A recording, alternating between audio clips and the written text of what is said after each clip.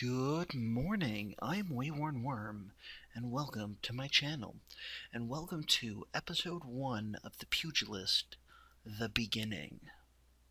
It was a fine day in Freedom City. Arthur Yell breathed in the smell of the part of the city he called home. The smells of the various restaurants that peppered the neighborhood and small stores competed with the smells of millions of people shoved together in a rather small space. Through the open window of an apartment a story or so up came the sounds of a young person reciting lines for a play or an upcoming audition. Early April was a good time, although it was generally on the cooler side.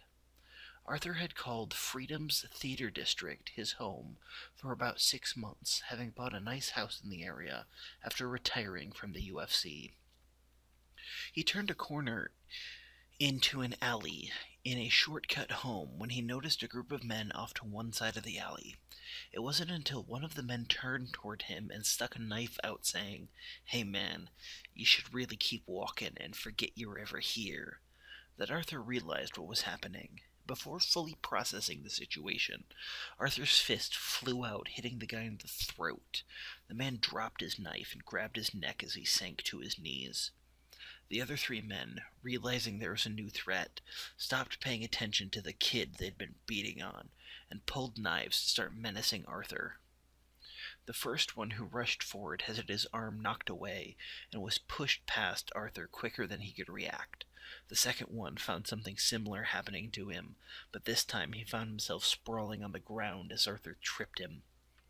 The last man took advantage of Arthur's momentary distraction of fending off 2 attackers in quick succession to successfully slice down with his knife, only to find himself cutting clothing as Arthur moved at the last second.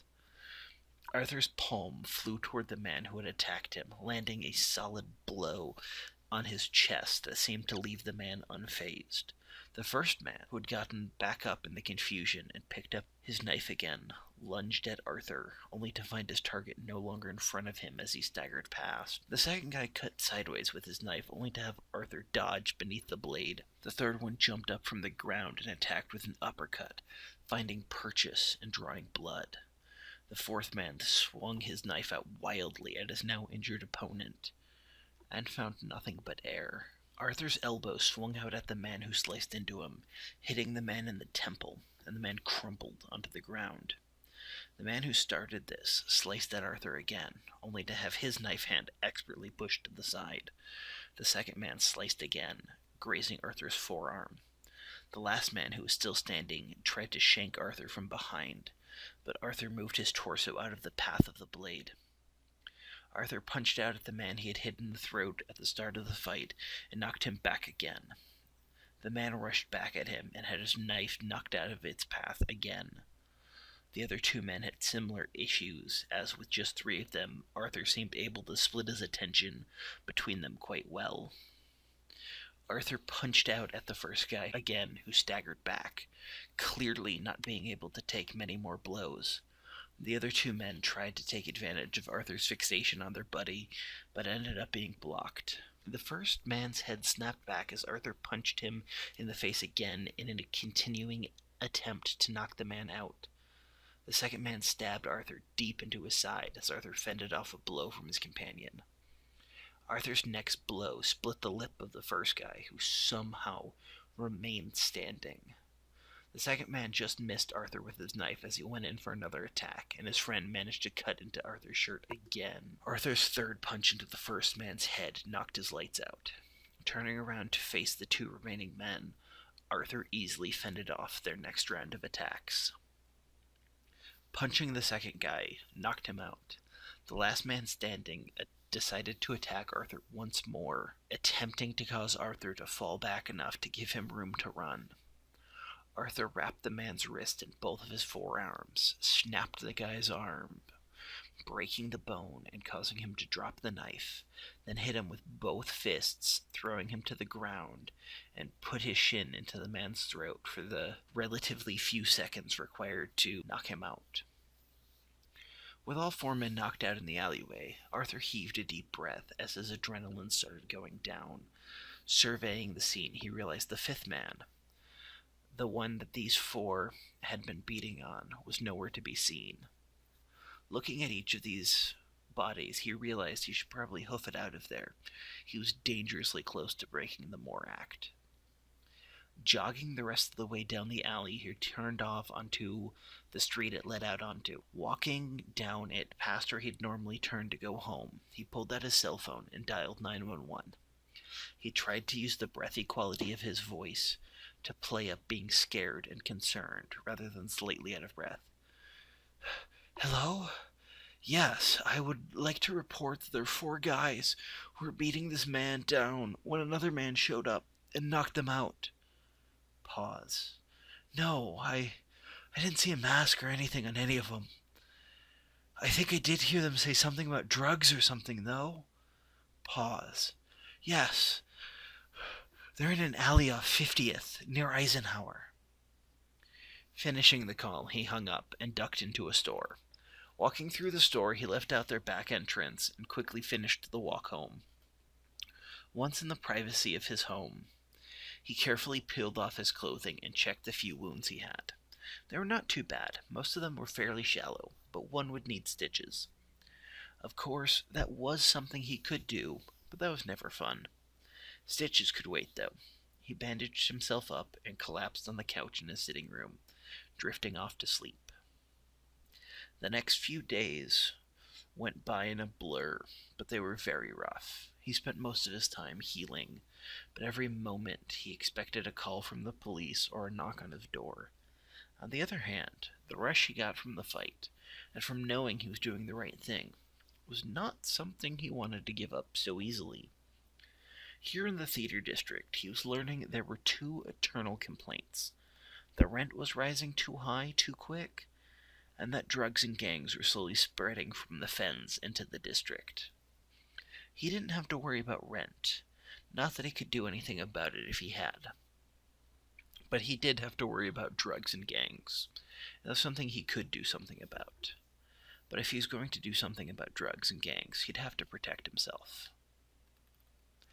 Detective Kane, I have a new case for you, Captain Leland said, throwing down a manila file folder on Barbara Kane's desk. You'll like this one. It's just a few simple rundown leads, and best of all, it happened in the theater district. Barbara looked up from her computer for a second. Really? A manila file folder? What is this, the 1980s? Despite her words, she picked up the folder and started scanning through the documents. There doesn't seem to be much here. Is a detective even needed on this one? Captain Leland chuckled.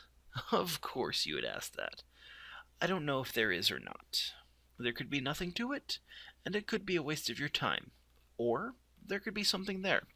We won't know until you sort through it and come to the end. With that, the police captain walked away. Barbara sighed as she finished scanning through the documents and opened a program on her computer. Starting with the first sheet, she entered each fact that was known. First, it happened Monday, April 5th, 2010, just a couple days ago. Second, it was called in by a guy on a cell phone. Third, 4 guys had the shit kicked out of them. Fourth, the guys all had knives. Fifth, there was blood found, but the crime lab currently had the blood analysis tagged as low priority, meaning they would never get to it unless you could argue they needed to bump up the priority. Sixth, going back to the guy on the cell phone, he did not leave his name. Seventh, he said he saw a man not masked do it. Eighth, he said he thought he heard mention of drugs. Ninth, the 4 guys when interviewed said there were 7 to 10 guys who came in and beat the snot out of them. As she finished finding the facts on the last page, she dropped the folder down and sighed again. There wasn't much there. She saw 3 lines of inquiry to begin with. First, try to identify the man who called it in and have a talk with him. Second, figure out why these 4 guys were in the alleyway in the first place. Third, dig into these guys' pasts and try and see if there was a person and or motive that came from there. She picked up her phone and called police dispatch. She'd have to have a copy of the call sent in to her. Once that was done, she leaned back in her office chair for a few seconds. This case was probably a waste of her time. Most of her cases were. She had been a member of the FCPD for decades now, but once she made detective, all promotions stopped. And it had been worse since Franklin Moore became mayor. The number one law they were supposed to enforce was that stupid Moore Act. Arrest any and all masked vigilantes due to the huge danger they supposedly posed to the city. It was hard not to feel like the detective branch of the FCPD was used as much, if not more so, as a political arm of Franklin Moore than as a critical branch of the police department. What will Arthur get to protect himself? How will he continue to fight the encroaching drugs and gangs in his home district? Will Detective Barbara Kane figure out who she's looking for? Find out next time in The Pugilist, Episode 2, The Interviews.